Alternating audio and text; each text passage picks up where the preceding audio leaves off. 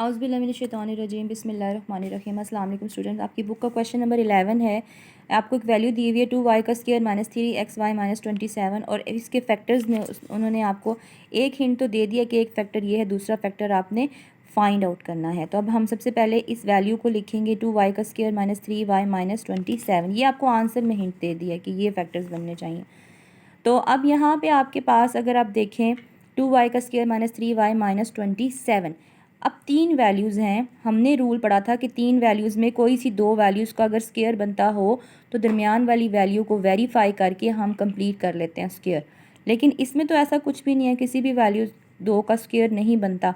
तो इसका मतलब फिर इन क्वेश्चंस में एक और रूल लगता है which is called mid term break. Mid term break लगती है तीन वैल्यूज़ हों तो वो कैसे लगती हैं आपने देखना है। 2y का स्क्वायर ऐसे ही आ जाएगा, ये माइनस ऐसे ही आ जाएगा, ये y साथ में ऐसे आ गया, यहाँ पे जो भी वेरिएबल होगा वो यहाँ पे आ जाएगा। ये जो ये वाला साइन है ना थर्ड टर्म के साथ, उसको हमने यहाँ दरमियान में लिखना है और माइनस 27। अब इसको करना कैसे है, 27 को 2 से आप मल्टीप्लाई करेंगे तो आपके पास आता है 54। अब 54 का एलसीएम लेना है तो फैक्टर्स बनाएंगे हम, 3 1 ज़ार 3 एंड 3 8 ज़ार 24, फिर 3 6 ज़ार 18। तो अब देखें यहाँ पे रुक जाएं एक मिनट, हमने क्या देखना है, माइनस हों दो वैल्यूज़ तो 3 आए। तो हमने देखा 3 3 ज़ार 9, 9 में से 6 जाएगा तो 3 आ जाएगा, तो 9 माइनस 6 इसके फैक्टर्स बन गए। अब आपने क्या करना है, 2y का स्क्वायर ऐसे ही लिख देंगे। अभी जो y बाहर है इसको इसके और इसके साथ मल्टीप्लाई करेंगे। अगर बाहर माइनस का निशान है तो अंदर निशान बदल जाएगा, ये प्लस हो जाएगा और माइनस 27 को ऐसे ही लिख देंगे। इन पहली दोनों वैल्यूज़ में से कुछ कॉमन आएगा और इन दोनों लास्ट वाली टू वैल्यूज़ में से कुछ कॉमन आएगा। तो फर्स्ट टू वैल्यूज़ में से हमारे पास y कॉमन आ रहा है, तो अंदर बच गया 2 और 2y थे और एक y बाहर था तो एक यहाँ पे आ गया। 9y था, y कॉमन आ गया तो बस 9 बच गया। अब इन दोनों में से 6 और 27 3 के टेबल पे जाते हैं तो 3 कॉमन आ जाएगा, तो प्लस आ गया तो यहाँ पे आएगा 2y माइनस 9। ठीक है, 3 9 ज़ार 27।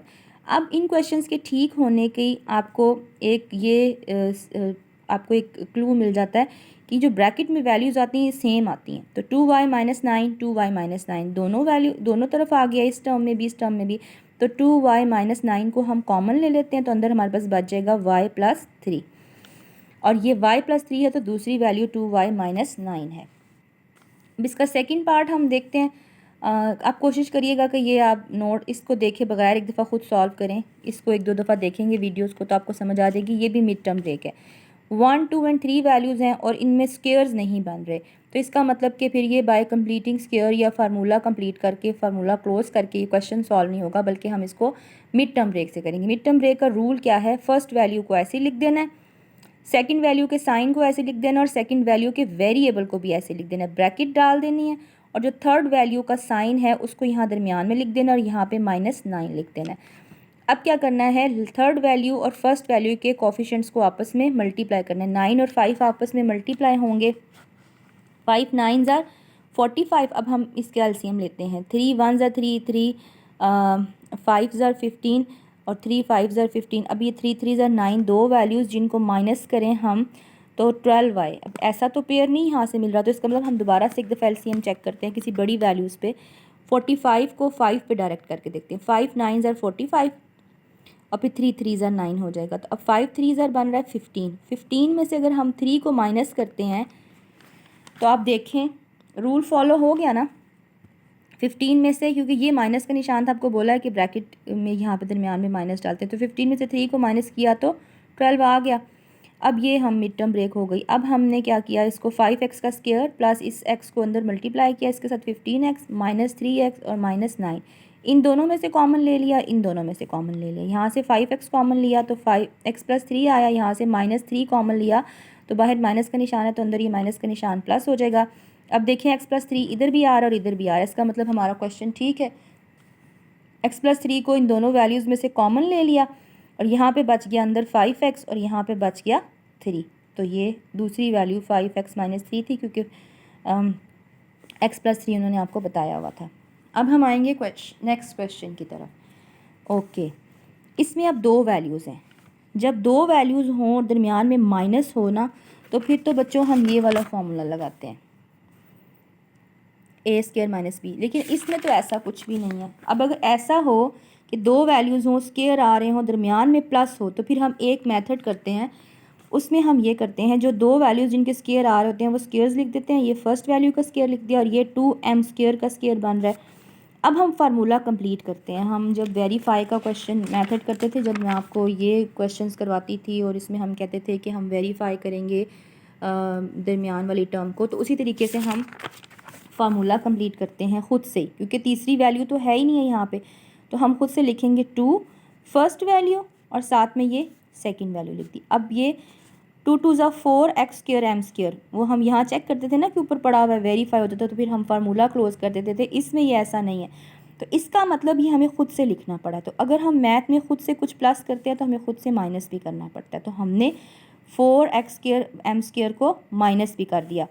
अब इन तीनों की मदद से हमारे पास first value plus second value का होल स्क्वायर फार्मूला बन गया, a प्लस बी का होल स्क्वायर। तो ये a और ये b हो गया, तो इसका होल स्क्वायर बन गया। तो ये तीन वैल्यूज़ जो हैं आपकी, ये तो यूज़ हो गई, ठीक है। अब ये बच गई थर्ड वैल्यू। अब ये वही रूल बन रहा है एक किस्म का, जिसको हम 3 और 1 का रूल कहते थे। सॉरी, ये विजिबल नहीं हो रहा था।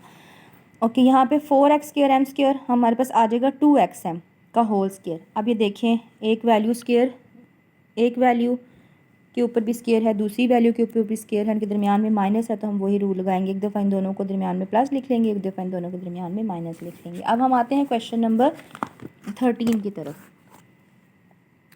यहाँ पे देखें, दो वैल्यूज़ हैं जिनका स्क्वायर बन रहा है ना, ये देखिए, इसका भी स्क्वायर बन रहा है, इसका भी स्क्वायर बन रहा है। तो हम इसको कंप्लीटिंग स्क्वायर वाले मेथड से करेंगे। फर्स्ट वैल्यू का स्क्वायर लिखा, सेकंड का स्क्वायर लिखा। अब क्या लिखा, वेरिफिकेशन वाली टर्म लिखनी है। पहले क्वेश्चन में ये वेरिफिकेशन वाली टर्म मैं सेंटर में लिख देती थी, उससे कोई फ़र्क नहीं पड़ता, आप सेंटर में भी लिख सकते हैं, इधर भी लिख सकते हैं, तो आपने कन्फ्यूज़ नहीं होना। यहाँ पे +2 लिखा फर्स्ट वैल्यू और ये सेकंड वैल्यू लिखी। अब हमने देखा वेरीफाई करने का स्टेप आ गया, 2m का स्क्वायर आ रहा है। उधर चेक किया, उधर जो तो तीसरी टर्म है, इन दोनों का तो स्क्वायर बन रहा था, ये तो तीसरी टर्म है, उससे तो ये मैच ही नहीं कर रहा। इसका मतलब है कि हमने फिर ये खुद से प्लस किया, तो हमें खुद से ये खुद से लेके आए, तो फिर खुद से माइनस भी करना पड़ेगा। तो हमने खुद से इसको फिर प्लस किया और माइनस भी कर दिया, और ये जो था ये ऑलरेडी क्वेश्चन में मौजूद था, हमें यूज़ तो हो नहीं रहा था, तो फिर हमने यहाँ पे इधर लिख देना इसके साथ, क्योंकि वेरीफाई नहीं हुआ, इसलिए मेरा कहने का मकसद है कि ये यूज़ नहीं हुआ। अब ये जो तीन टर्म्स हैं, इनकी मदद से first term plus second term का होल स्क्वायर बन जाएगा, और ये जो दोनों हैं ये सॉल्व हो जाएंगे। इनके वेरिएबल सेम है ना, एम स्क्वायर, तो अलजबरा में सेम वेरिएबल्स होते हैं, वो आपस में सॉल्व हो सकते हैं, उनके वो प्लस माइनस एडिशन और सब्ट्रैक्शन लग सकते हैं। प्लस माइनस माइनस, 2m में से एक m गया तो m का स्क्वायर आ गया। अब फिर वही रूल लग गया, एक वैल्यू के ऊपर भी स्क्वायर है, दूसरी के ऊपर भी स्क्वायर है, दरमियान में माइनस है, तो एक दफ़ा इन दोनों वैल्यूज़ के दरमियान में प्लस लिख दिया और एक दफ़ा इन दोनों वैल्यूज़ के दरमियान में माइनस लिख दिया। ये वही वाला फार्मूला बच्चों यूज़ हो रहा है, which is a square minus b square is equals to a plus b and a minus b। तो ये हमने सॉल्व किया है 3 टर्म्स को बाय कंप्लीटिंग स्क्वायर्स से, और इन क्वेश्चंस में हम 3 टर्म्स को कर रहे थे बाय मिड टर्म ब्रेक से हमने किए हैं। ये क्वेश्चन नंबर जैसे 11 था, ये इसका ए और बी पार्ट। अब हम देखेंगे क्वेश्चन नंबर 14। अच्छा जी, 14 में 1 2 एंड 3। अब इसमें स्क्वायर्स को तो छोड़ें, इसमें सबसे पहले कॉमन देखें। बाकी क्वेश्चंस में आता ही नहीं था ना कॉमन, इसमें देखें कुछ हमें नज़र आ रहा है, कॉमन आ रहा है कि 3 कॉमन आ रहा है। ये सब 3 के टेबल पे जाते हैं, और साथ में x, छोटे वाला x ये है, तो हमने 3x का स्क्वायर, और शुरू में माइनस भी है, तो माइनस भी बाहर कॉमन ले लेंगे। जब भी फर्स्ट वैल्यू के साथ माइनस आ रहा हो ना, तो हम कॉमन ले लेते हैं। अब यहाँ पे आपके पास आ गया 4x की 4 है, x का स्क्वायर बाहर है, तो यहाँ पे आ गया x का स्क्वायर प्लस यहाँ पे 7x और माइनस 8। x का स्क्वायर तो बाहर कॉमन था, तो ये हमारे पास टर्म बन गई। अब ये जो 3 वैल्यूज़ की टर्म बनी है, इसमें 2 का स्क्वायर तो बनता ही नहीं है ना, तो इसलिए कंप्लीटिंग स्क्वायर तो कर नहीं सकते। तो हम क्या करेंगे, इसमें मिड टर्म का मेथड अप्लाई करेंगे, ठीक है ना, मिड टर्म ब्रेक।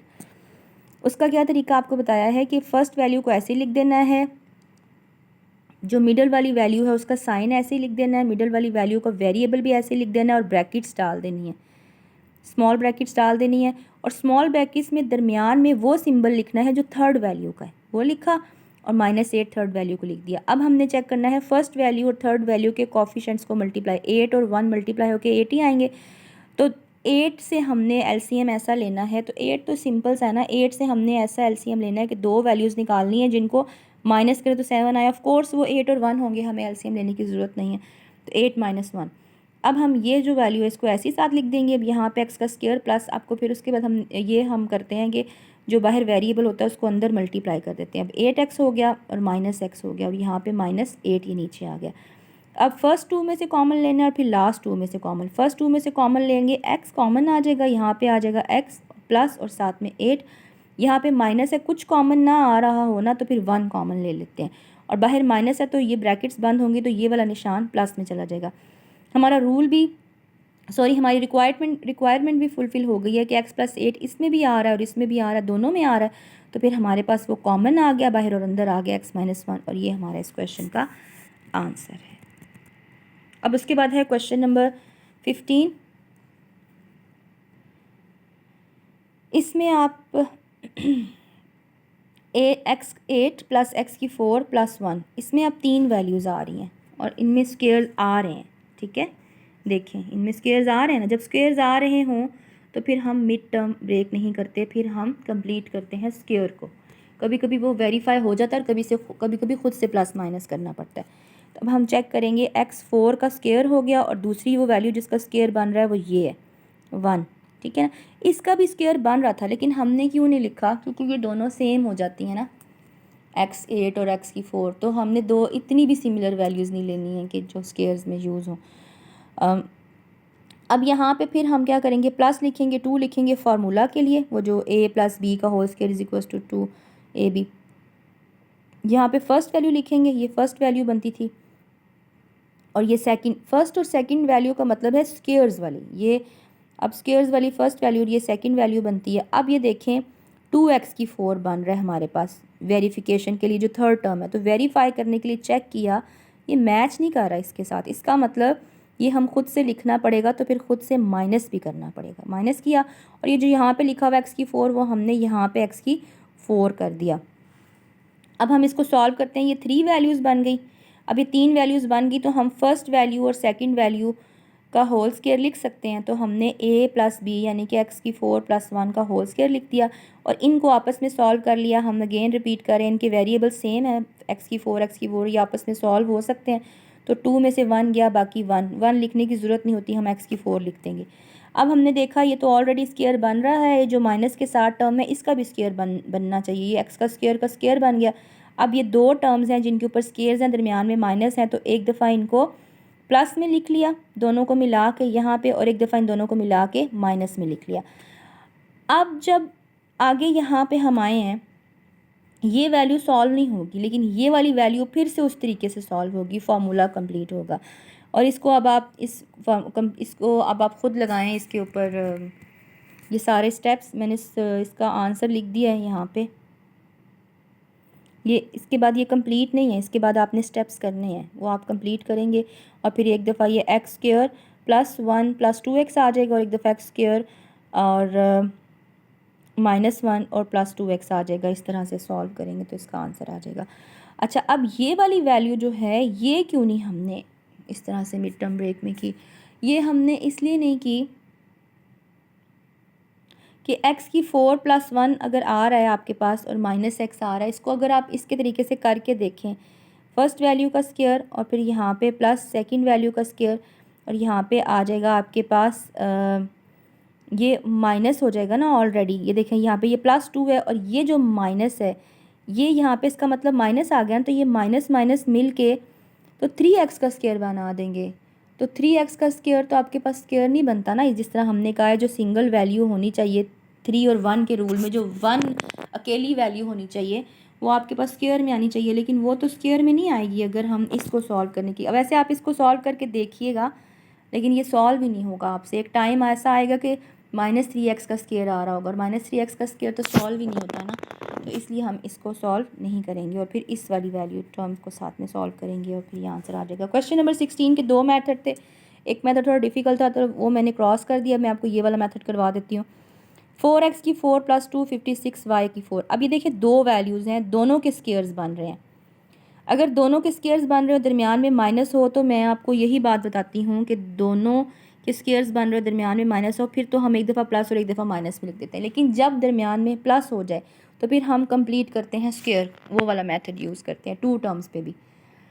पहले तो हम इन दोनों में से कॉमन ले लेंगे। 4 के टेबल पे ये जाते हैं 256, तो 4 कॉमन आ गया, x की 4 प्लस 64y की 4। अब ये 4 बाहर ही रहेगा। अब फर्स्ट वैल्यू का स्केयर और ये 8y की स्केयर का स्केयर बन गया। अब फार्मूला कंप्लीट करने के लिए प्लस 2 लिखेंगे, फर्स्ट वैल्यू x का स्केयर, साथ में सेकंड वैल्यू 8y का स्केयर।